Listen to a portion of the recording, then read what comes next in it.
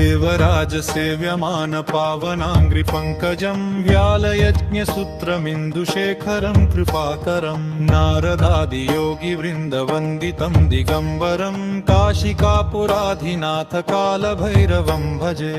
भानुकोटिभास्वरं भवाब्धितारकं परं नीलकण्ठमीप्सितार्थदायकं त्रिलोचनं कालकालमम्बुजाक्षमक्षशूलमक्षरं काशिकापुराधिनाथ कालभैरवं भजे। शूलटङ्कपाशदण्डपाणिमादिकारणं श्यामकायमादिदेवमक्षरं निरामयं भीमविक्रमं प्रभुं विचित्रताण्डवप्रियं काशिकापुराधिनाथ कालभैरवं भजे। मुक्तिमुक्तिदायकं प्रशस्तचारुविग्रहं भक्तवत्सलं स्थितं समस्तलोकविग्रहं विनिक्वणन् मनोज्ञहेमकिङ्किणीलसत्कटिं काशिकापुराधिनाथ कालभैरवं भजे। धर्मसेतुपालकं क्वधर्ममार्गनाशकं कर्मपाशमोचकं सुशर्मदायकं विभुं स्वर्णवर्णशेषपाशशोभिताङ्गमण्डलं काशिकापुराधिनाथ कालभैरवं भजे।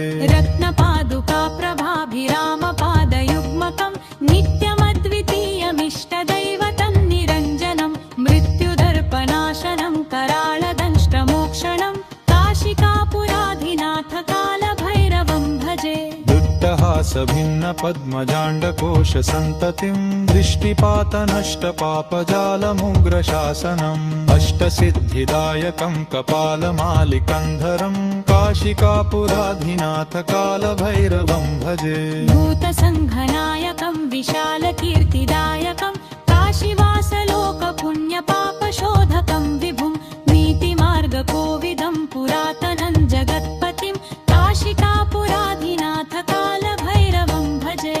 कालभैरवाष्टकं पठन्ति ये मनोहरं ज्ञानमुक्तिसाधनं विचित्रपुण्यवर्धनं शोकमोहदैन्यलोभकोपतापनाशनं ते प्रयान्ति कालभैरवाङ्घ्रिसन्निधिं ध्रुवम् इति श्रीमच्छङ्कराचार्यविरचितं कालभैरवाष्टकं सम्पूर्णम्।